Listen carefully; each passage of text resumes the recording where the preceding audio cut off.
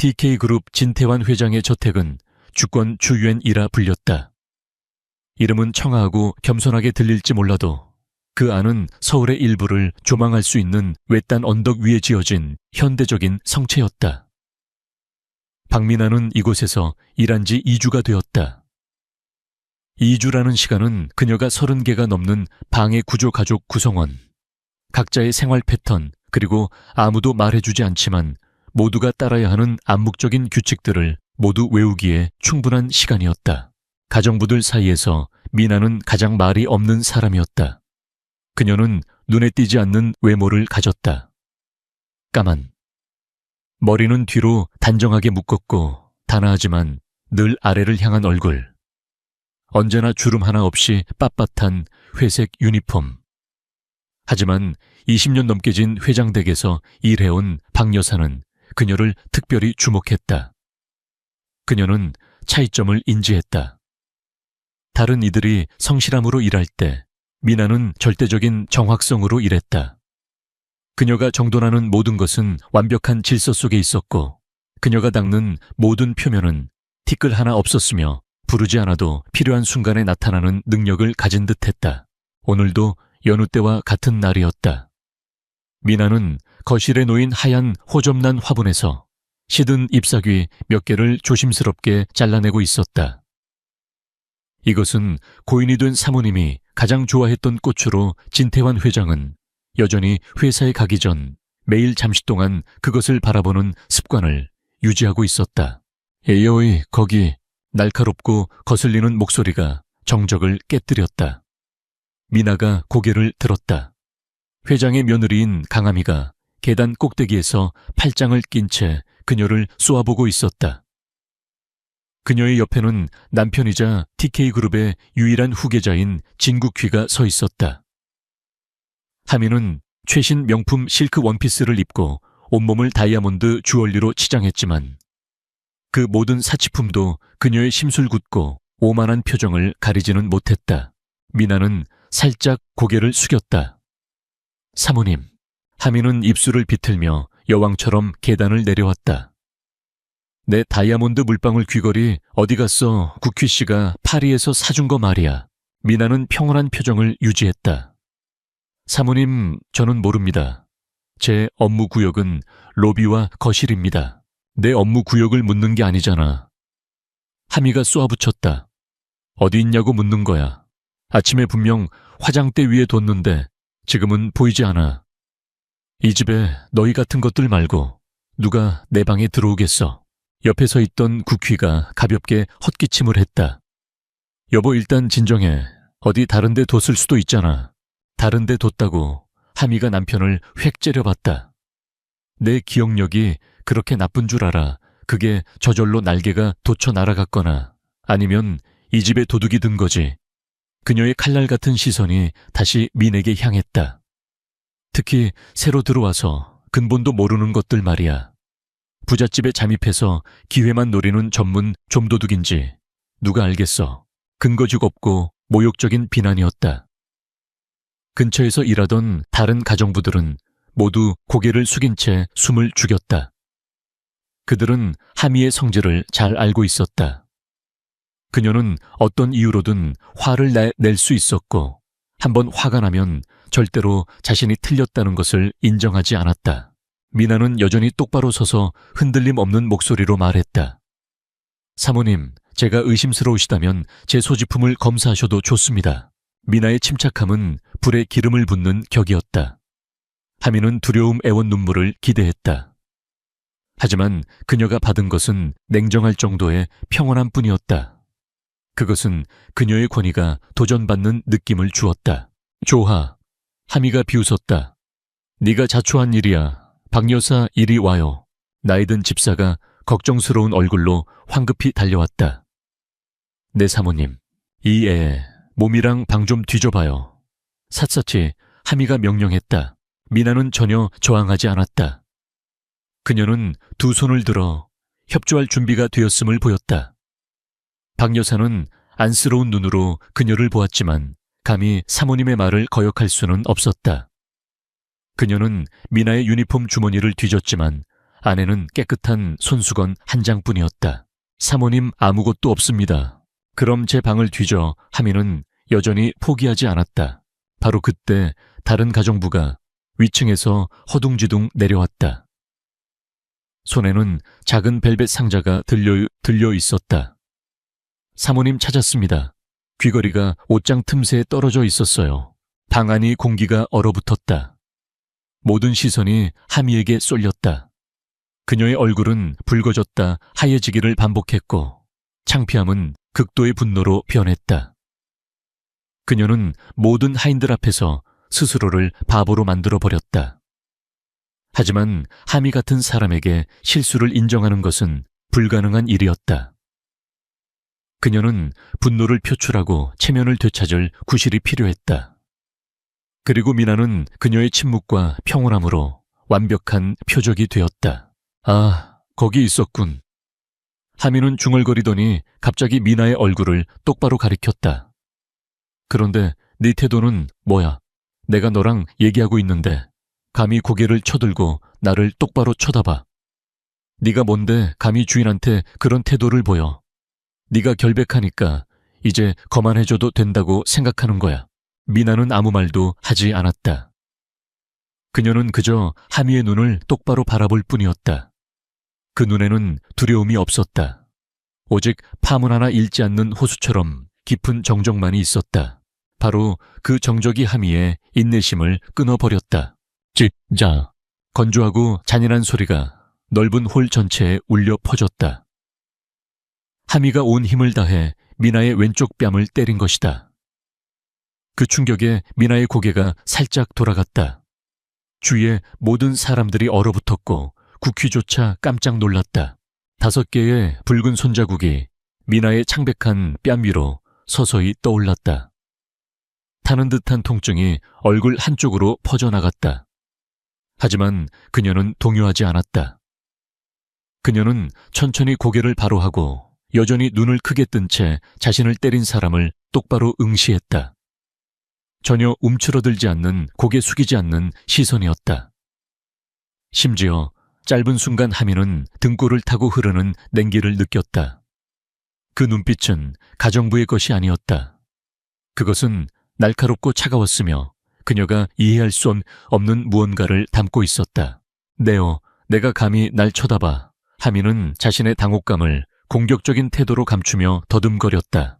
바로 그때 서재문 쪽에서 낮고 권위 있는 목소리가 울렸다. 무슨 일로 이리 소란스러운가? 진태환 회장이 어느새 거기에 서 있었다. 그는 짙은 회색 정장을 입고 있었고 희끗희끗한 머리는 단정하게 빗어 넘겨져 있었다. 그의 얼굴에는 감정이 드러나지 않았지만 그의 존재만으로도 방 안의 온도는 몇 도는 내려간 듯했다. 그의 시선이 미나의 붉게 부어오른 뺨을 스쳐 지나가더니 며느리의 성난 얼굴에 멈췄다. 하미는 깜짝 놀라 재빨리 사나운 표정을 거두고 애교 섞인 목소리로 말했다. 아버님, 별일 아니에요. 그냥 새로운 애 규율을 좀 가르치고 있었어요. 애가 뭘 몰라서요. 진 회장은 더 이상 아무 말도 하지 않았다. 그는 그저 미나를 다시 한번 쳐다볼 뿐이었다. 두 사람의 시선이 1초간 마주쳤다. 그는 어린 소녀의 눈에서 믿을 수 없을 만큼 강인한 무언가를 보았다. 이상하게도 익숙한 강인함이었다. 그것은 그에게 고인이 된 아내를 떠올리게 했다. 부드러웠지만 누구보다 강한 내면을 가졌던 여자였다. 기묘한 감정이 그의 마음을 스쳤지만 이내 빠르게 사그라들었다. 그는 몸을 돌려 정문으로 향했다. 회사에 다녀오겠다. 자질구레한 일로 날 방해하지 말도록. 검은색 고급 세단이 주권을 떠나고 긴장된 공기만이 남았다. 하미는 미나를 불쾌하게 쏘아보고는 남편의 팔을 끌고 씩씩거리며 위층으로 올라갔다. 오늘은 운 좋은 줄 알아. 가정부들만 남게 되자 박 여사가 조심스럽게 미나에게 다가와 안타까운 목소리로 물었다. 미나 씨 괜찮아요. 얼음 찜질이라도 할까요? 미나는 살짝 고개를 저으며 거의 알아챌 수 없는 미소를 지었다. 괜찮습니다. 신경 써주셔서 감사해요. 그녀는 아무 일도 없었다는 듯이 조용히 호접난 화분으로 돌아가 자신의 일을 계속했다. 하지만 다른 사람들은 그녀의 뺨이 점점 더 붉게 부어오르는 것을 똑똑히 볼 수 있었다. 그날 밤 가정부를 위한 작은 방에서 미나는 흐릿한 거울 앞에 앉았다. 뺨의 손자국은 이제 보랏빛 멍으로 변해 있었다. 그녀는 울지 않았다. 그녀는 그저 거울에 비친 자신의 모습을 뚫어지게 바라볼 뿐이었다. 오늘의 뺨은 단순한 모욕이 아니었다. 그것은 경고였다. 그것은 그녀가 오랫동안 품어온 계획의 마지막 촉매제였다. 그녀는 서랍을 열어듣고 전화하는 용도로만 쓰는 싸구려 휴대폰을 꺼냈다. 유심칩을 끼우고 암호화된 단 하나의 메시지를 보냈다. 물고기가 미끼를 물었다. 1단계 시작. 일을 마친 후 그녀는 유심칩을 빼서 부러뜨려 쓰레기통에 버렸다. 그리고 침대에 누워 눈을 감았다. 하미와 구퀴의 얼굴이 그녀의 머릿속에 다시 떠올랐다. 강하미 진구퀴. 그녀는 어둠 속에서 속삭였다. 오만의 대가는 당신들이 상상하는 것보다 훨씬 비쌀 거야. 게임은 이제부터 시작이니까. 마침내 눈물 한 방울이 그녀의 뺨을 타고 흘러내렸지만 그것은 연약함이나 고통의 눈물이 아니었다. 그것은 얼음처럼 차가운 결의의 눈물이었다. 밖에서는 어둠이 주권을 집어삼키며 수많은 비밀과 곧 드러날 음모들을 감추고 있었다. 그리고 그 모든 것의 도화선에 불을 붙인 자는 아무도 예상하지 못했던 바로 그 사람이었다. 다음 날 아침 주권의 공기는 어제와 사뭇 달랐다. 표면적으로는 모든 것이 평온했지만 그 밑에는 팽팽한 긴장감이 흐르고 있었다. 박민아는 평소와 다름없이 자신의 임무를 수행했다. 그녀의 왼쪽 뺨에는 희미한 보랏빛 멍이 남아 있었지만 그녀의 태도에는 어떠한 굴욕이나 분노의 흔적도 보이지 않았다. 그녀는 마치 조각상처럼 감정 없는 얼굴로 복도를 오가며 묵묵히 일했다. 다른 고용인들은 동정과 두려움이 뒤섞인 눈으로 그녀를 힐끗거렸다. 그들은 하룻밤 사이에 미나가 강하미의 눈밖에 난 존재이자 언제 터질지 모르는 시한폭탄 같은 존재가 되었음을 직감했다. 강하미는 마치 아무 일도 없었다는 듯 행동했지만 미나와 마주칠 때마다 경멸과 승리감이 뒤섞인 시선을 던지는 것을 잊지 않았다. 그것은 내까짓게 감히라고 말하는 듯한 권력자의 잔인한 확인 사살이었다. 미나에게 그들의 시선은 중요하지 않았다. 어젯밤의 다짐 이후 그녀의 세상은 완전히 재편되었다. 강하미의 따기는 단순한 폭력이 아니었다. 그것은 그녀의 냉철한 계획에 뜨거운 분노라는 연료를 부어준 기폭제였다. 그녀가 이곳 주권에 들어온 것은 단순한 생계를 위해서가 아니었다. 미나는 고아원에서 자란 천재적인 데이터 분석가였다. 그녀의 재능을 알아본 것은 TK그룹의 비리를 파헤치다 억울하게 쫓겨난 전직 감사팀장 윤 선생이었다. 그는 수년간 TK그룹 내부에서 암처럼 자라나는 부패의 증거를 수집해왔고 그 중심에 회장의 아들 진국휘와 그의 장인 즉 강하미의 아버지가 이끄는 세력이 있음을 밝혀냈다. 그들은 회사의 자금을 야금야금 빼돌려 자신들의 왕국을 건설하고 종국에는 TK그룹 전체를 삼키려는 거대한 음모를 꾸미고 있었다. 윤 선생은 미나에게 이 위험한 임무를 맡겼다. 가장 어두운 곳은 등잔 밑이라 했다. 아무도 주목하지 않는 한여의 신분이야말로 그들의 심장부로 들어갈 수 있는 가장 완벽한 위장이다. 그의 말은 옳았다. 2주 동안 미나는 진국휘와 강하미의 사치스러운 생활, 그들의 대화, 조각집을 드나드는 인물들을 통해 부패의 실마리를 조금씩 포착하고 있었다. 이제 그 계획은 더 이상 윤 선생의 복수나 사회 정의 구현만을 위한 것이 아니었다. 그녀의 뺨에 새겨진 모욕은 이 모든 것을 지독히도 개인적인 차원의 문제로 바꾸어 놓았다. 그날 오후 박 여사가 곤란한 표정으로 미나를 불렀다. 미나 씨, 미안하지만 사모님께서 회장님의 옛 서재를 청소하라고 하시네요. 오랫동안 아무도 들어가지 않은 곳이라 먼지가 많을 텐데. 미나는 즉시 알아차렸다. 이것은 강하미의 교묘한 보복이었다. 수년 동안 아무도 들어가지 않은 죽은 아내의 유품으로 가득 찬 그 방은 진태환 회장에게 있어 성역과도 같은 곳이었다. 그곳을 청소하는 것은 고된 육체 노동일 뿐만 아니라 혹시라도 물건 하나 잘못 건드렸다가는 회장의 분노를 살 수 있는 위험한 일이었다. 강하민은 미나를 그 위험 속으로 밀어넣은 것이다. 알겠습니다. 미나는 군말 없이 대답했다. 무거운 목자에 문을 열자 퀴퀴한 먼지 냄새와 오래된 종이 냄새가 훅 끼쳐왔다. 방은 마치 시간이 멈춘 듯 했다. 햇빛이 두꺼운 커튼 사이로 희미하게 새어들어와 공기 중에 떠다니는 먼지들을 비췄다. 벽면을 가득 채운 책장에는 빛바랜 법률 서적과 경영 서적들이 꽂혀 있었고 책상 위에는 잉크가 마른 펜과 가족 사진이 놓여 있었다. 사진 속에는 지금보다 훨씬 젊고 행복해 보이는 진태환 회장과 온화한 미소를 띤 아름다운 여인이 나란히 서 있었다. 미나는 그 여인의 얼굴에서 눈을 떼지 못했다. 이상하게도 낯설지가 않았다. 미나는 체계적으로 청소를 시작했다. 바닥을 쓸고 가구의 먼지를 닦아내고 책들을 하나하나 꺼내 마른 천으로 정성스럽게 닦았다. 그녀의 움직임에는 어떠한 원망도 조급함도 없었다. 오히려 이 고요한 공간이 그녀에게 복잡한 바깥 세상으로부터의 일시적인 안식을 주는 듯 했다. 청소는 몇 시간 동안 계속되었다. 마지막으로 남은 것은 회장 아내의 것으로 보이는 작은 작의 보석함이었다. 미나는 조심스럽게 함을 열었다. 안에는 낡은 편지 몇 통과 작은 장신구들이 들어있었다. 그런데 그중 하나가 미나의 심장을 멎게 만들었다. 나비 모양의 작의 머리핀이었다. 작고 섬세한 날개에는 영롱한 빛깔의 자개가 상감되어 있었고 더듬이는 가느다란 은실로 만들어져 있었다. 정교하고 아름다운 수공 예품이었다. 미나는 숨을 멈춘 채 떨리는 손으로 자신의 유니폼 주머니를 뒤졌다. 그리고 낡고 빛바랜 손수건에 쌓여있던 작은 물건을 꺼냈다. 똑같은 나비 모양의 자개 머리핀. 그것은 미나가 가진 유일한 친부모의 유품이었다. 고아원 원장 수녀님이 그녀를 발견했을 때 갓난아기였던 그녀의 포대기 속에서 나왔다고 했다.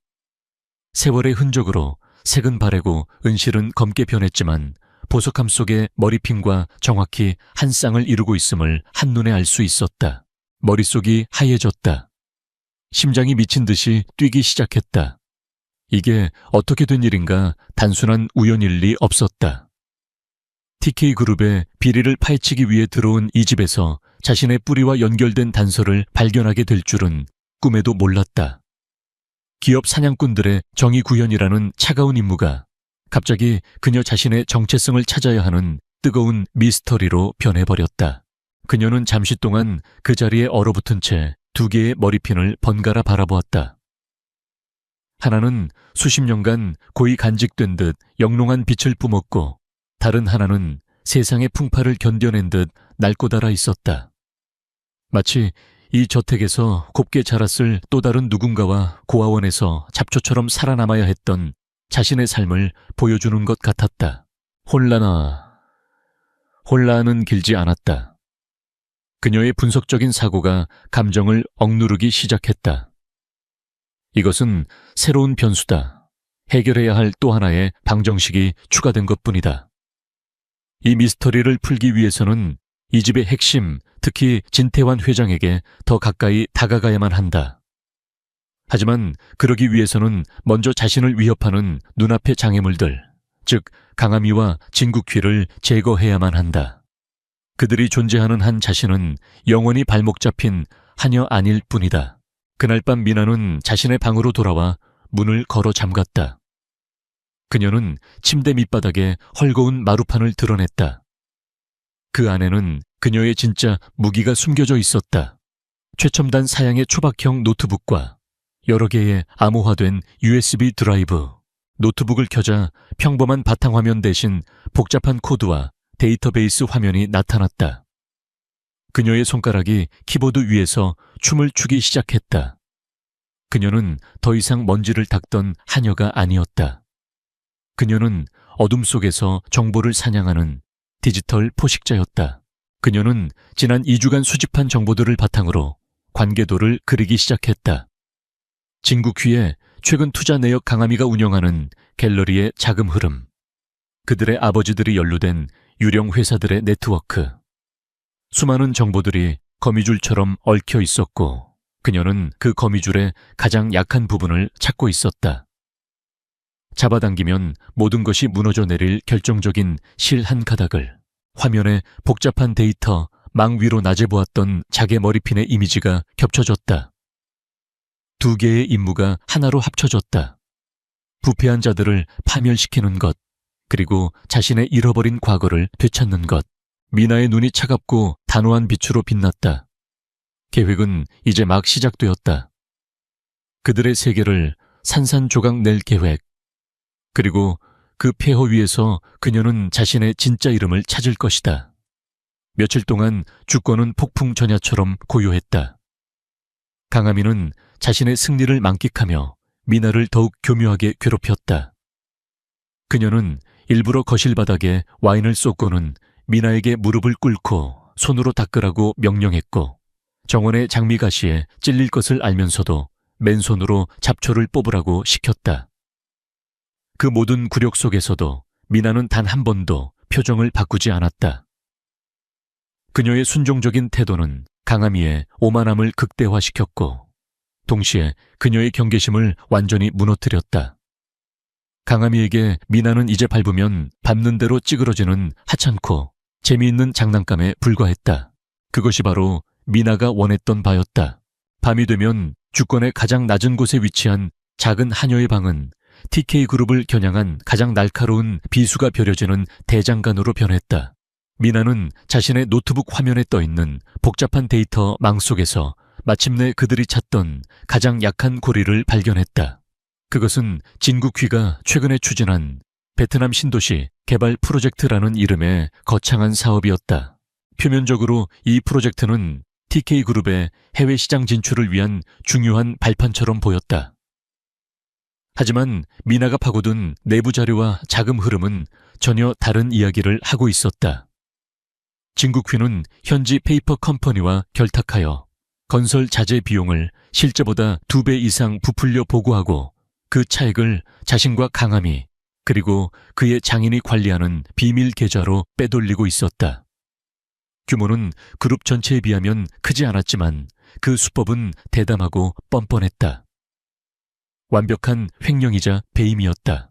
미나의 손가락이 키보드 위에서 빠르게 움직였다. 그녀는 단순히 사실을 나열하지 않았다. 그녀는 데이터를 이야기로 만들었다. 누가 언제 어디서 어떻게 공모했는지를 명확히 보여주는 하나의 완벽한 보고서를 작성하기 시작했다. 그녀는 진국휘가 주고받은 암호화된 이메일의 일부를 복원했고 페이퍼 컴퍼니의 등기부등본을 해킹했으며 자금이 세탁되는 과정을 보여주는 흐름도를 시각적으로 구현했다. 이것은 단순한 고발이 아니었다. 그것은 누구도 반박할 수 없는 철저하게 계산된 사형 선고문이었다. 보고서의 마지막 장. 그녀는 익명의 제보자로서 다음과 같은 문장을 추가했다. TK그룹의 명예를 존중하는 한 주주로서 회장님의 아드님이 연루된 이 추악한 비리를 더 이상 묵과할 수 없습니다. 이것은 빙산의 일각에 불과합니다. 지금 썩은 뿌리를 도려내지 않는다면 거대한 나무는 머지않아 뿌리부터 썩어 문드러질 것입니다. 이제 남은 것은 이 폭탄을 어디에 어떻게 터뜨리느냐였다. 진태환 회장에게 직접 보내는 것은 너무 위험했다.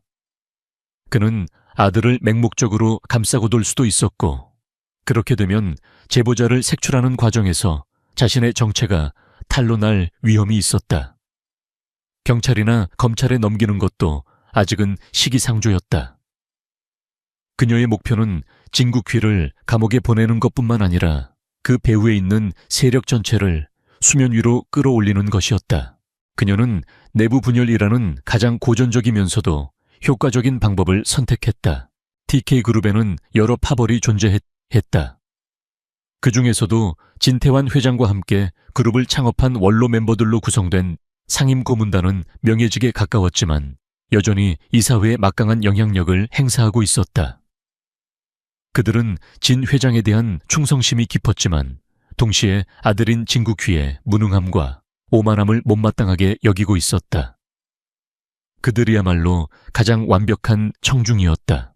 미나는 고도로 암호화된 이메일 계정을 통해 상임 고문단 5명에게 각각 보고서를 발송했다. 발신자는 추적 불가능한 해외 서버를 경유하도록 설정했다. 그리고 마지막으로 전송 버튼을 누른 뒤 그녀는 노트북을 끄고 모든 흔적을 지웠다. 씨앗은 뿌려졌다.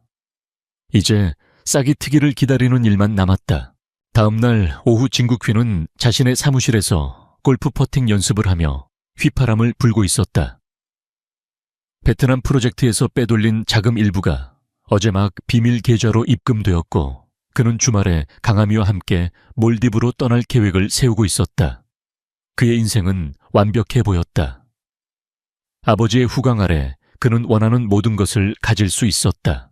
그때 비서의 다급한 목소리가 인터폰을 통해 들려왔다. 부사장님, 김영철 고문님께서 급히 뵙자고 하십니다. 진국휘는 미간을 찌푸렸다. 김영철은 상임 고문단의 수장이자 아버지가 가장 신뢰하는 인물이었다. 깐깐하고 보수적인 성격에 그가 자신을 찾는 일은 거의 없었다. 들여보내. 잠시 후 굳은 얼굴에 김영철 고문이 성큼성큼 사무실로 들어왔다. 그의 손에는 태블릿 PC가 들려 있었다. 그는 다짜고짜 그것을 진국휘의 책상 위에 올려놓았다. 이게 뭔가? 진국휘가 거만한 투로 물었다. 자네가 더 잘할 텐데. 김 고문의 목소리는 얼음장처럼 차가웠다. 오늘 아침 나를 포함한 고문단 전원에게 익명의 이메일이 도착했네. 자네가 추진 중인 베트남 프로젝트에 대한 아주 흥미로운 보고서더군. 진국휘는 태블릿 화면을 보는 순간 얼굴이 하얗게 질렸다. 화면에는 그가 가장 감추고 싶었던 모든 비밀이 적나라하게 펼쳐져 있었다. 페이퍼 컴퍼니의 이름 비밀, 계좌번호 부풀려진 계약서 사본까지. 이것은 단순한 의혹 제기가 아니었다. 명백한 증거였다. 이건 말도 안 됩니다. 전부 조작된 겁니다. 누가 감히 이런 음해를. 그는 목소리를 높였지만 그 끝은 미세하게 떨리고 있었다. 식은땀이 등줄기를 타고 흘러내렸다. 김 고문은 차가운 눈으로 그를 쏘아보았다. 조작이라고 우리는 이미 자체적으로 몇 가지 사실을 확인했네. 자네가 계약한 현지 회사는 실체가 없는 유령 회사더군. 진 부사장, 우리는 이 문제를 그냥 넘어갈 수 없네. 내일 긴급 이사회를 소집해서 이 문제를 정식으로 논의해야겠어. 안 됩니다. 진국휘가 저도 모르게 소리쳤다. 이사회가 열리면 모든 것이 끝장이었다. 아버지의 귀에 들어가는 것은 물론 검찰 조사로 이어질 수도 있었다. 고문님, 이건 분명 저희 그룹을 흔들려는 외부 세력의 소행입니다. 제게 시간을 주시면 제가 이 배후를 반드시 밝혀내겠습니다. 김 고문은 잠시 그를 쳐다보다가 깊은 한숨을 내쉬었다. 좋네. 회장님께 누가 되어서는 안 되니 일단 이사회 소집은 보류하지. 하지만 이 문제가 조용히 해결되지 않으면 나도 더는 자네를 감싸줄 수 없다는 걸 명심하게. 김 고문이 나가자마자 진국휘는 다리가 풀려 의자에 주저앉았다. 패닉 상태에 빠진 그는 떨리는 손으로 아내 강아미에게 전화를 걸었다. 그 시각 강아미는 자신의 갤러리에서 VVIP 고객들을 상대로 파티를 열고 있었다. 그녀는 샴페인 잔을 든 채 우아하게 웃으며 대화를 나누고 있었지만 남편의 전화를 받자마자 그녀의 얼굴은 굳어졌다. 그녀는 급히 조용한 방으로 들어가 목소리를 낮췄다. 무슨 일이야? 나 지금 바쁜 거 안 보여. 큰일 났어. 베트남 건이 터졌어. 진국휘의 다급한 설명에 강아미의 얼굴도 사색이 되었다. 그 프로젝트에는 그녀의 아버지 자금도 일부 섞여 있었기 때문이었다. 대체 누가 그런 짓을 한 거야? 나도 몰라. 하지만 내부자 소행이 분명해. 이렇게 자세한 정보는 외부에서는 절대 알 수 없어. 진국휘의 목소리에는 분노와 두려움이 뒤섞여 있었다. 경쟁사인 태성그룹 놈들이거나 아니면 내 승진에 불만을 품은 놈들 짓일 거야. 당장 사람 시켜서 내부 정보 유출자를 찾아내 그들의 의심은 당연히 그룹 내의 경쟁자나 고위 임원들에게로 향했다. 그들의 오만한 머릿속에는 감히 자신들의 비밀을 파헤치고 공격할 만한 존재는 그들 자신과 동급인 사람들 뿐이었다. 그들은 결코 상상조차 하지 못했다. 이 모든 혼란을 일으킨 장본인이 지금 주권의 넓은 정원에서 무릎을 꿇고 잡초를 뽑고 있다는 사실을 미나는 흙먼지를 뒤집어 쓴 채 묵묵히 일했다. 하지만 그녀의 귀에는 보이지 않는 이어폰이 꽂혀 있었고 그 이어폰을 통해 진국휘 사무실에 몰래 설치해둔 초소형 도청 장치에서 흘러나오는 대화가 생생하게 들려오고 있었다. 그들의 당황한 목소리, 서로를 의심하는 대화, 허둥대는 모습. 그 모든 것이 그녀에게는 감미로운 음악처럼 들렸다. 첫 번째 돌멩이는 성공적으로 던져졌다. 이제 그들이 일으킨 파문이 서로를 어떻게 집어삼키는지 지켜볼 차례였다. 미나는 잡초 한 움큼을 더 뽑아냈다. 그녀의 입가에 아주 희미한 그러나 분명한 미소가 걸려 있었다. 이제 막 시작된 방역의 서막이었다. 진태환 회장은 자신의 집무실 TK그룹의 심장부라 불리는 펜트하우스에서 창밖을 내다보고 있었다. 그의 책상 위에는 김영철 고문이 가져온 익명의 보고서가 놓여 있었다. 처음 보고서를 받았을 때 그는 분노했다.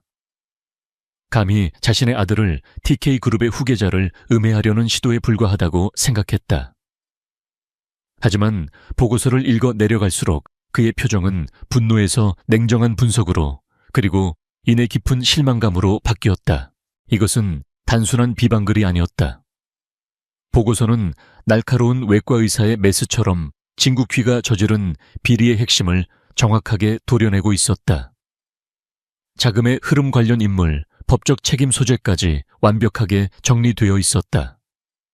진 회장은 평생을 사업가로 살아온 사람이었다. 그는 이 보고서가 하루아침에 날조된 것이 아니라 철저한 조사와 분석을 통해 만들어진 전문가의 결과물이라는 것을 한눈에 알 수 있었다. 이것은 빙산의 일각에 불과합니다. 보고서의 마지막 문장이 그의 뇌리를 떠나지 않았다. 아들의 어리석음과 탐욕에 대한 분노와 함께 익명의 제보자가 가진 능력에 대한 섬뜩한 감탄마저 일었다. 회사 내부에 이런 인재가 있었단 말인가? 이 정도의 분석력과 배짱을 가진 자가 누구란 말인가? 그날 저녁 무거운 마음으로 주거으로 돌아온 진 회장은 저택을 감싸고 있는 냉랭한 공기를 느꼈다. 아들 부부는 거실 한쪽에서 불안한 얼굴로 소공어리고 있었고 그들의 평소 거만함은 편집증적인 신경과민으로 바뀌어 있었다. 진 회장은 그 모습을 보며 혐오감을 느꼈다. 그때 박미나가 조용히 다가와 그의 앞에 차를 내려놓았다. 그녀는 며칠 전보다 더 마른 듯 보였다. 옅게 남은 뺨의 멍 자국과 고된 노동으로 조금 거칠어진 손이 눈에 들어왔다. 하지만 그를 사로잡은 것은 그런 것들이 아니었다. 저택 전체를 짓누르는 불안과 긴장 속에서도 그녀는 마치 폭풍의 눈처럼 고요했다. 진 회장은 무심코 그녀의 눈을 보았다. 그 순간 또다시 그 기묘하고도 익숙한 느낌이 그를 덮쳤다. 어떤 상황에서도 흔들리지 않는 고요하지만 강한 의지를 담고 있는 눈빛. 그것은 수십 년 전 그가 가난한 청년이었을 때 세상의 모든 역경에 맞서 그의 곁을 지켰던 아내의 눈빛을 떠올리게 했다. 말도 안 되는 생각이었다. 존경받는 가문의 딸이었던 아내와 이름 모를 고아 출신의 하녀. 두 사람 사이에는 어떠한 연결고리도 있을 수 없었다. 나이가 드니 부질없는 감상에 빠지는군. 그는 속으로 자책했지만 떨쳐낼 수 없는 의문의 씨앗은 이미 그의 마음에 뿌려진 후였다. 그날 밤 진 회장은 자신의 서재로 이 집사 이강진을 불렀다. 이 집사는 30년 넘게 진 회장의 곁을 지킨 충복이자 그의 가장 깊은 비밀과 슬픔까지 공유하는 유일한 사람이었다. 이 집사 안지게 진 회장은 익명의 보고서에 대한 이야기부터 꺼냈다. 아들의 문제와 회사가 직면한 위기에 대해 토로하는 그의 목소리에는 깊은 피로감이 묻어 있었다. 한참을 이야기하던 그는 마치 다른 이야기로 화제를 돌리듯 무심하게 물었다. 그런데 새로운 저 아이 아니라고 하던가? 어디서 온 아인가? 이 집사는 의외의 질문에 잠시 놀랐지만 이내 침착하게 대답했다. 박 여사 말로는 보육원 출신이라고 들었습니다. 성실하고 조용한 아이라고 했습니다. 보육원. 진 회장은 나지막이 읊조렸다. 그는 잠시 창밖의 어둠을 응시하다가 다시 입을 열었다. 이 늙은이의 주책일지도 모르겠네만 난 저 아이에게서 이상한 느낌을 받네. 특히 그 눈빛이 말이야. 그는 잠시 말을 멈췄다. 자신의 가장 깊은 상처를 건드리는 듯한 망설임이 스쳐 지나갔다. 자네도 알지. 우리가 잃어버린 우리 딸 서현이. 서현. 그 이름이 불리는 순간 서재의 공기가 무겁게 가라앉았다. 20년 전 놀이공원에서 인파 속에 잃어버린 그의 가슴에 묻은 딸의 이름이었다. 만약 서현이가 살아있었다면 꼭 저 아이 같은 눈빛을 하고 있지 않았을까 하는 생각이 들더군. 어리석은 생각인 줄 알지만 떨쳐지지가 않아. 진 회장은 마침내 결심한 듯 이 집사를 똑바로 바라보며 말했다. 저 아이에 대해 전부 알아보게. 어디서 태어났고 부모는 누구였으며 어느 보육원에서 어떻게 자랐는지 하나도 빠짐없이 완벽한 보고서를 원하네. 그의 목소리는 낮았지만 거부할 수 없는 명령의 무게가 실려 있었다. 그리고 이건 절대적인 비밀일세. 내 아들과 며느리는 물론 그 누구도 이 사실을 알아서는 안 되네. 회장님. 이 집사는 걱정스러운 눈으로 그를 바라보았다. 헛된 희망이 회장에게 더 큰 상처가 될까 두려웠다. 부탁하네. 진 회장의 한마디에 이 집사는 길게 고개를 숙였다. 명심하겠습니다, 회장님. 진 회장이 비밀스러운 조사를 시작하는 동안 강아미와 진국휘는 점점 더 깊은 수렁으로 빠져들고 있었다. 그들은 그룹 내의 모든 경쟁자들을 의심했지만 아무런 증거도 찾지 못했다. 배후를 찾지 못하자 그들의 불안은 분노로 변해 저택의 고용인들에게 향했다. 특히 강아미의 히스테리는 극에 달했다. 그녀는 모든 하인들을 잠재적인 스파이나 배신자로 취급했다. 작은 실수 하나에도 불같은 고함이 터져나왔고 저택은 그녀의 신경질적인 분노로 인해 살얼음판 위를 걷는 듯 했다. 그녀의 주된 타겟은 당연히 박미나였다. 미나의 침착함은 이제 그녀에게 짜증을 넘어 의심의 대상이 되었다. 왜 저 애만 저렇게 태어난 거지? 이 집안의 긴장감이 느껴지지 않는다는 건가? 강아미는 미나가 경쟁사에서 심어놓은 스파이일지도 모른다는 생각까지 했다. 물론 한여를 산업 스파이로 쓴다는 터무니없는 생각에 스스로도 피식 웃어넘겼지만 의심의 씨앗은 사라지지 않았다. 그녀는 미나의 일거수일투족을 감시하며 가장 힘들고 굳은 일만 골라 시켰다. 아이러니하게도 강아미의 이런 행동은 미나에게 더 많은 기회를 제공했다. 그녀는 저택의 가장 깊숙하고 은밀한 곳까지 청소를 핑계로 드나들 수 있었고 그 과정에서 더 많은 정보들을 수집할 수 있었다. 그날 밤 2개의 평행선이 그려졌다. 조용한 서재에서 이 집사는 낡은 수첩을 꺼내들었다. 그리고 수화기 너머에 누군가에게 낮은 목소리로 말했다. 믿을 만한 사람으로 부탁하네. 박미나라는 아이에 대한 모든 것을 알아봐 주게. 아주 조용히. 그의 조사는 그렇게 시작되었다. 동시에 하녀의 작은 방에서 미나는 나비 머리핀을 만지작거리고 있었다. 그녀의 귀에 꽂힌 도청장치를 통해 강아미가 애꿎은 운전기사를 윽박지르는 소리가 들려왔다. 첫 번째 공격은 성공적이었다. 그러나 진태환 회장의 예기치 못한 관심이라는 새로운 변수가 등장했다. 그가 자신의 뒷조사를 시작했다는 사실을 아직 그녀는 몰랐다. 게임의 판이 점점 더 복잡해지고 있었다. 위험 또한 커지고 있었다. 미나는 머리핀을 내려놓고 노트북을 켰다. 두 번째 공격을 준비해야 할 시간이었다. 더 대담하고 더 치명적인 공격을. 진국휘의 베트남 프로젝트 비리가 익명으로 고발된 후 TK그룹 내부는 보이지 않는 전쟁터가 되었다. 진국휘와 강하민은 자신들의 주변 인물들을 쥐잡듯이 샅샅이 뒤졌지만 제보자의 꼬리조차 찾지 못했다. 그들이 허둥대는 동안 박민아는 다음 단계를 준비하고 있었다. 그녀는 첫 번째 공격이 단지 경고에 불과하다는 것을 알고 있었다. 진국휘 부부의 배후에 있는 더 큰 세력, 즉 강하미의 아버지인 강태준 회장이 이끄는 세력을 무너뜨리기 위해서는 더 강력하고 결정적인 한 방이 필요했다. 미나의 밤은 다시 시작되었다. 그녀는 강하미의 갤러리 자금 흐름과 강태준 회장의 회사 재무제표를 교차 분석하며 거대한 부패의 네트워크를 추적했다. 그녀의 손가락이 키보드 위에서 춤을 출 때마다 암호화된 장벽들이 하나씩 무너져 내렸다. 마침내 그녀는 경악할 만한 진실을 마주했다. 그들은 단순히 회사의 돈을 빼돌리는 수준이 아니었다. 이것은 TK그룹 전체를 삼키려는 거대한 적대적 인수합병, M&A 시도였다. 진국휘는 내부에서 핵심 기술 자료와 고객 정보를 빼돌려 강태준에게 넘기고 있었고, 강태준은 그 정보를 이용해 해외 경쟁사와 손을 잡고 TK그룹의 주가를 폭락시킬 음모를 꾸미고 있었다.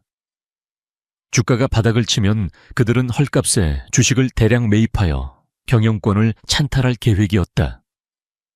베트남 프로젝트는 그 거대한 계획에 필요한 자금을 마련하기 위한 작은 수단에 불과했다. 모든 증거가 미나의 노트북 화면에 펼쳐졌다. 비밀 계약서 자금 세탁을 위한 차명 계좌 내역 진국휘와 강태준이 주고받은 은밀한 메시지까지. 이것은 TK그룹을 송두리째 무너뜨릴 수 있는 핵폭탄급 정보였다. 미나는 이 모든 것을 하나의 파일로 정리하며 복수심과 함께 차가운 분노를 느꼈다. 그들은 자신들의 탐욕을 위해 수만 명의 직원과 그 가족들의 삶을 벼랑 끝으로 내몰고 있었다. 한편 미나의 행적을 쫓던 이 집사의 조사에도 결정적인 진전이 있었다. 그는 서울 외곽의 낡은 보육원을 찾아갔다. 수십 년의 세월이 쌓인 낡은 서류 더미 속에서 그는 마침내 박미나의 입소 기록을 찾아냈다. 기록은 아주 간단했다. 20년 전 놀이공원 앞에서 발견됨. 발견 당시 나비 모양 자개 머리핀과 서현이라는 이름이 새겨진 작은 은목걸이를 지니고 있었음. 이 집사는 숨을 멈췄다. 서현. 그것은 진태환 회장이 잃어버린 딸의 이름이었다. 그는 떨리는 손으로 서류를 넘겼다. 기록에 따르면 아이는 얼마 후 다른 가정에 입양되었으나 양부모의 사업 실패와 사고로 다시 보육원으로 돌아왔고 그 후 자신의 힘으로 악착같이 살아남았다고 적혀 있었다. 이 집사는 보육원 창고 깊숙한 곳에서 미나가 입소할 때 남기고 간 유품 상자를 찾아냈다. 상자를 열자 낡고 빛바랜 베넷 저고리와 함께 검게 변색된 작은 은목걸이가 모습을 드러냈다. 목걸이 뒷면에는 닳아서 희미해졌지만 분명하게 알아볼 수 있는 두 글자가 새겨져 있었다. 서현 루이시안. 모든 조각이 맞춰졌다. 이 집사는 더 이상 의심할 여지가 없었다. 그는 즉시 진태환 회장에게 전화를 걸었다. 그의 목소리는 흥분과 경외감으로 떨리고 있었다. 회장님, 찾았습니다. 아가씨를 찾은 것 같습니다. 그날 밤 주거는 두 개의 폭풍이 동시에 휘몰아치고 있었다. 한쪽에서는 진태환 회장이 이 집사의 보고를 받으며 20년 만에 되찾은 희망 앞에 망연자실해 있었다. 그는 이 집사가 가져온 은목걸이를 손에 쥐고 오열했다. 그것은 그가 직접 아내와 함께 딸의 100일 선물로 맞춰준 것이었다. 자신의 딸이 그토록 찾아 헤매던 핏줄이 지난 몇 주간 자신의 집에서 한여로 일하며 며느리에게 온갖 수모를 당하고 있었다는 사실에 그의 가슴은 갈기갈기 찢어졌다. 분노와 죄책감 그리고 안도감이 뒤섞여 그의 온몸을 휘감았다. 그는 당장이라도 달려가 미나를 끌어안고 모든 것을 말하고 싶었지만 이 집사가 그를 말렸다. 회장님, 지금은 때가 아닙니다. 아가씨는 지금 다른 큰 싸움을 하고 있는지도 모릅니다. 우리가 섣불리 움직이면 아가씨의 계획에 방해가 될 수 있습니다. 이 집사는 익명의 제보와 미나의 등장이 우연이 아닐 수도 있다는 예리한 추측을 덧붙였다. 진 회장은 고통 속에서 이성을 되찾았다. 이 집사의 말이 옳았다. 딸은 평범한 하녀가 아니었다. 그녀는 무언가 거대한 목적을 가지고 이곳에 들어왔다. 그리고 그 목적은 아마도 TK그룹을 위협하는 세력과 관련이 있을 것이다. 그는 아버지로서가 아니라 TK그룹의 회장으로서 그리고 딸의 조력자로서 움직여야 했다. 그는 자신의 모든 정보망과 자원을 동원하여 강태준의 뒷조사를 시작하라고 비밀리에 명령했다. 딸이 벌이는 전쟁에 이제 아버지가 참전할 시간이었다. 다른 한쪽에서는 미나가 자신의 방에서 마지막 퍼즐 조각을 맞추고 있었다. 그녀는 진국휘와 강태준의 모든 비리 증거를 담은 판도라의 상자라는 이름의 파일을 완성했다. 이제 이 상자를 가장 극적인 순간에 가장 많은 사람들 앞에서 열어젖힐 일만 남았다. 그녀의 눈에 들어온 것은 TK그룹 창립 50주년 기념파티 초대장이었다. 일주일 후 서울의 최고급 호텔에서 열리는 이 파티에는 그룹의 모든 임직원 주주 정재계 인사들과 언론이 총집결할 예정이었다. 그곳이야말로 완벽한 무대였다. 미나는 자신의 낡은 나비, 머리핀을 손에 쥐었다. 이것이 엄마의 유품이라고만 생각했는데 어쩌면 그 이상의 의미가 있을지도 모른다는 생각이 처음으로 들었다. 하지만 지금은 감상에 빠져 있을 때가 아니었다. 그녀는 자신의 정체성에 대한 궁금증을 잠시 접어두었다.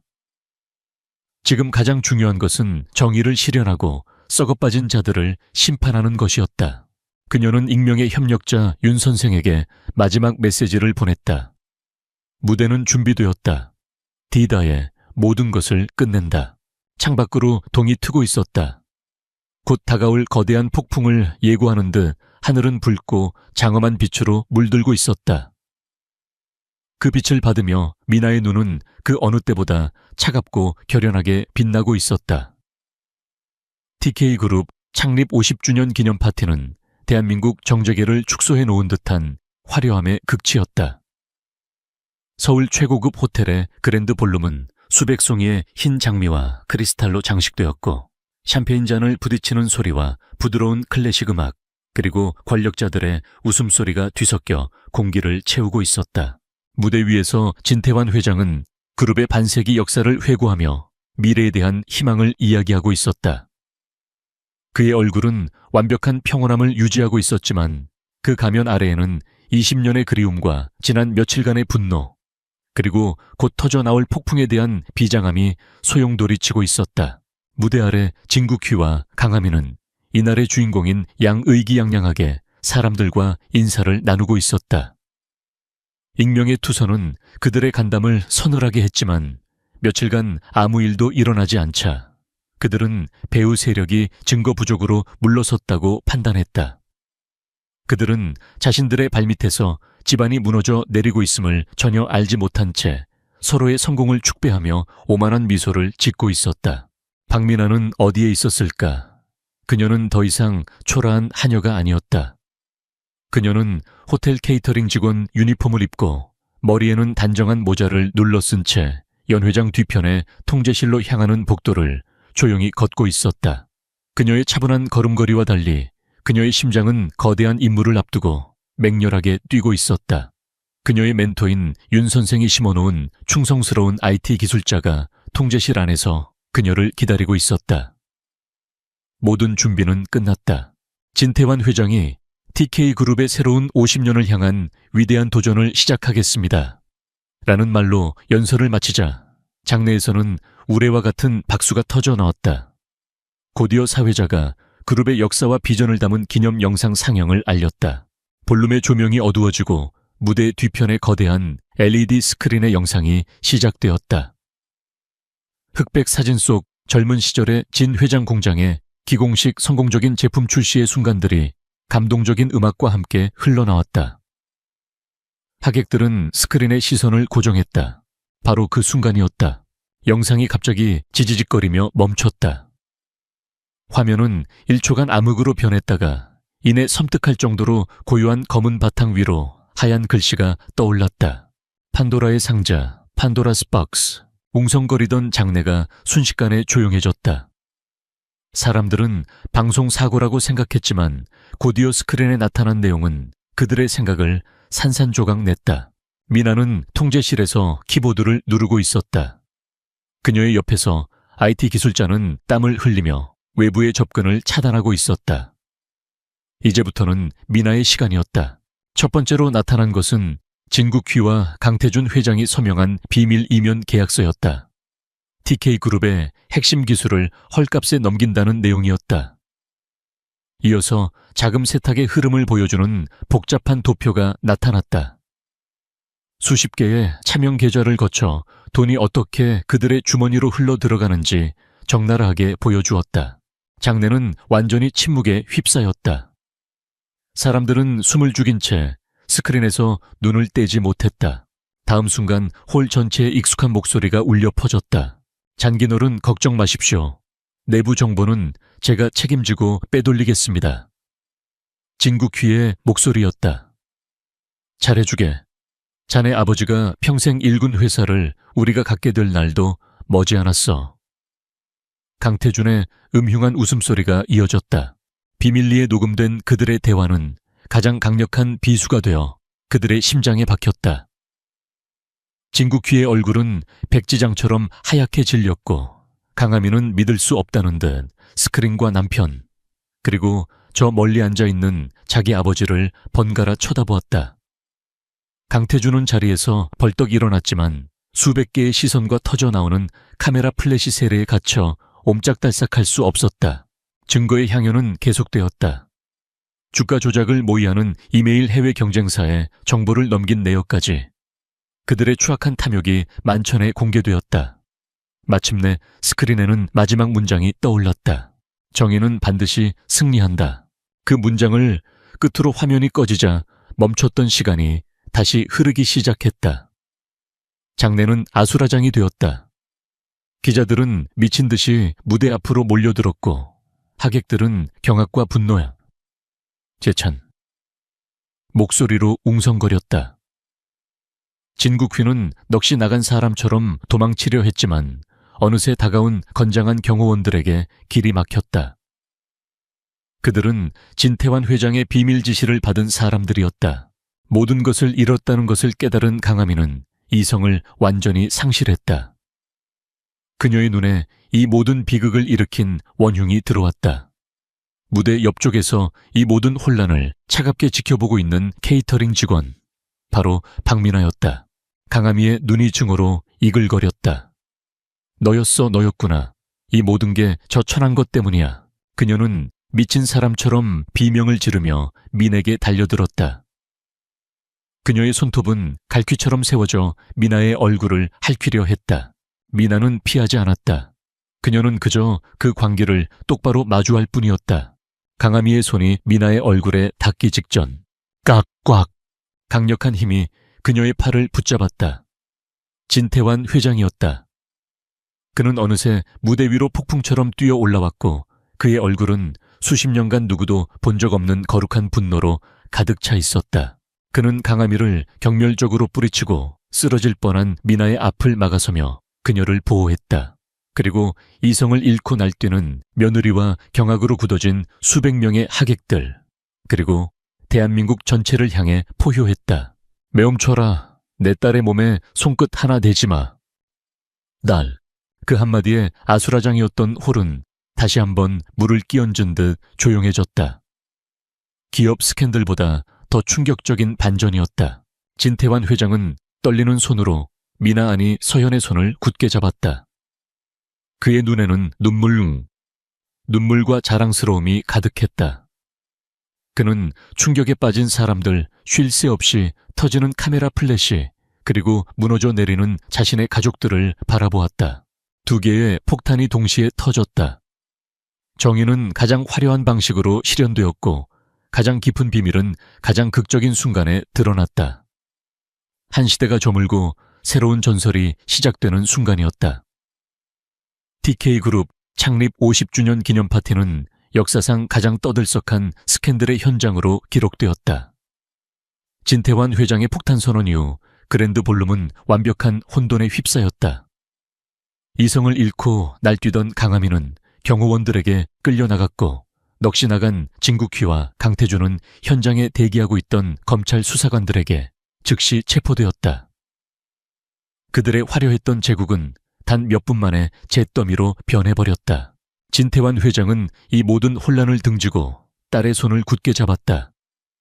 쉴 새 없이 터지는 카메라, 플래시와 기자들의 아우성을 뚫고 그는 딸을 보호하며 비밀 통로를 통해 호텔을 빠져나왔다. 20년 만에 되찾은 딸의 손은 가늘고 차가웠지만 그에게는 세상 그 무엇보다 소중하고 따뜻하게 느껴졌다. 차가 향한 곳은 주권이었다. 저택에 도착했을 때 이 집사와 박 여사를 비롯한 모든 고용인들이 현관 앞에 나와 그들을 맞았다. 그들은 이미 뉴스를 통해 모든 사실을 알고 있었다. 그들의 눈에는 충격과 함께 온갖 수모를 견뎌냈던 어린 하녀에 대한 안타까움과 존경심이 뒤섞여 있었다. 박 여사는 눈물을 흘리며 미나 아니 서연의 앞에 무릎을 꿇으려 했다. 서연은 재빨리 그녀를 부축했다. 이러지 마세요, 아주머니. 그동안 저를 돌봐주셔서 감사했습니다. 그녀의 목소리는 여전히 차분했지만 따뜻한 온기가 담겨 있었다. 진 회장은 딸을 데리고 자신의 서재로 들어갔다. 20년이라는 긴 세월이 가로놓인 부녀는 한참 동안 아무 말도 하지 못했다. 침묵을 깬 것은 진 회장이었다. 그는 서랍 깊숙한 곳에서 낡은 보석함을 꺼냈다. 그 안에는 그가 아내와 함께 딸의 100일 선물로 맞추었던 은목걸이와 서연이 발견했던 것과 한 쌍을 이루는 나비 머리핀이 들어있었다. 미안하다. 정말 미안하다, 서연아. 거대한 그룹을 이끄는 강인한 총수의 얼굴은 온데간데 없었다. 죄책감과 회한에 무너져 내린 한 아버지의 모습만이 남아있었다. 내 딸이 이 애비의 집에서 그런 험한 일을 당하는 동안 아무것도 모르고 있었다니. 이 애비를 용서하지 마라. 그는 흐느끼며 서연의 손에 목걸이와 머리핀을 쥐어주었다. 서연은 차가운 금속의 감촉을 느끼며 조용히 눈물을 흘렸다. 그것은 복수심에 불타던 차가운 눈물이 아니었다. 20년간 억눌러왔던 슬픔과 외로움, 그리고 마침내 되찾은 뿌리에 대한 안도감이 뒤섞인 뜨거운 눈물이었다. 아니에요, 아버지. 그녀는 처음으로 아버지라는 단어를 입에 올렸다. 저를 잃어버린 건 아버지의 잘못이 아니었어요. 그리고 이곳에 들어온 것은 저의 선택이었습니다. 그날 밤 부녀는 밤이 새도록 이야기를 나누었다. 진 회장은 딸의 어린 시절 사진들을 보여주며 그녀를 잃어버렸던 날의 고통과 지난 20년간의 그리움을 토해냈다. 서연은 고아원에서의 외로웠던 시간, 자신을 이끌어준 윤 선생과의 만남, 그리고 TK그룹의 정의를 바로 세우기 위해 모든 것을 걸었던 자신의 싸움에 대해 담담하게 이야기했다. 상처는 깊었지만 진실된 대화 속에서 두 사람의 마음은 서서히 치유되고 있었다. 그는 더 이상 거대한 회장이 아니었고 그녀는 더 이상 차가운 복수자가 아니었다. 그들은 그저 20년 만에 서로를 되찾은 평범한 아버지와 딸이었다. 다음 날 대한민국은 TK그룹 스캔들로 발칵 뒤집혔다. 주가는 폭락했고 회사의 미래는 한치 앞을 내다볼 수 없는 위기 상황에 빠졌다. 긴급 이사회가 소집되었고 이사들은 패닉 상태에 빠져 책임 공방과 대책 마련을 두고 언성을 높였다. 그때 회의실 문이 열리고 진태환 회장이 들어섰다. 그의 곁에는 완전히 다른 사람이 된 진서연이 함께였다. 그녀는 더 이상 하녀의 유니폼이나 케이터링 직원의 옷을 입고 있지 않았다. 날카롭고 지적인 분위기를 풍기는 짙은 네이비색 정장을 입은 그녀의 모습에서는 누구도 거부할 수 없는 카리스마가 뿜어져 나왔다. 이사들은 술렁거렸다. 진 회장은 그들을 향해 나지막하지만 단호하게 말했다. 여러분께 제 딸이자 TK그룹의 새로운 구원자를 소개합니다. 그는 서현이 바로 회사를 위기에서 구한 익명의 제보자이자 거대한 부패의 고리를 끊어낸 장본인이라는 사실을 밝혔다. 이사들은 경악을 금치 못했다. 모두의 시선이 집중된 가운데 서현이 앞으로 나섰다. 그녀는 자신의 과거에 대해 단 한마디도 하지 않았다. 대신 그녀는 스크린에 TK그룹의 현 상황과 미래 전략에 대한 완벽한 프레젠테이션을 띄웠다. 위기 관리 방안 투자자 신뢰 회복 전략, 그리고 부패의 뿌리를 완전히 도려내기 위한 과감한 조직 개편안까지. 그녀의 발표는 냉철했고 논리적이었으며 압도적이었다. 그곳에는 20대 여성의 미숙함이 아닌 수십 년 경력의 노련한 전략가의 모습이 있었다. 몇 달 후 TK그룹은 진서현이라는 새로운 리더의 지휘 아래 빠르게 안정을 되찾고 있었다. 강태준과 진국휘는 수백억 대의 횡령 배임, 주가 조작 등의 혐죄로 무기징역에 가까운 중형을 선고받았다. 강함이 역시 범죄에 가담한 혐의로 법의 심판을 피할 수 없었다. 회사는 대대적인 구조조정을 통해 더욱 투명하고 강한 조직으로 거듭나고 있었다. 그리고 그 중심에는 이제 공식적으로 부회장 명함을 가진 진서현이 있었다. 어느 맑은 아침 진서현 부회장은 그룹 본사에 긴 복도를 걷고 있었다. 직원들은 그녀를 향해 존경심이 가득한 눈으로 허리를 굽혀 인사했다. 그것은 핏줄에 대한 복종이 아닌 그녀의 능력에 대한 진심 어린 경의였다. 그녀는 가장 중요한 임원 회의실 문을 열고 들어섰다. 상석에 앉은 아버지가 자랑스러운 미소로 그녀를 맞았다. 그녀는 아버지의 옆자리에 앉아 회의실을 가득 메운 임원들을 둘러보았다. 그녀는 자신의 가족과 자리를 되찾았다. 단순히 핏줄이라는 이유만으로 얻은 것이 아니었다. 그녀는 자신의 피와 땀, 그리고 불굴의 의지로 스스로의 가치를 증명해냈다. 차가운 복수자의 눈빛은 사라지고 그 자리에는 미래를 향한 자신감과 책임감으로 빛나는 리더의 눈빛이 자리 잡고 있었다. 그녀는 아버지를 보며 희미하게 미소 짓고는 나지막하지만 회의실 전체를 울리는 목소리로 말했다. 그럼 회의를 시작하겠습니다. 그것은 기나긴 싸움의 끝이자 진정한 그녀의 인생이 시작되는 순간이었다.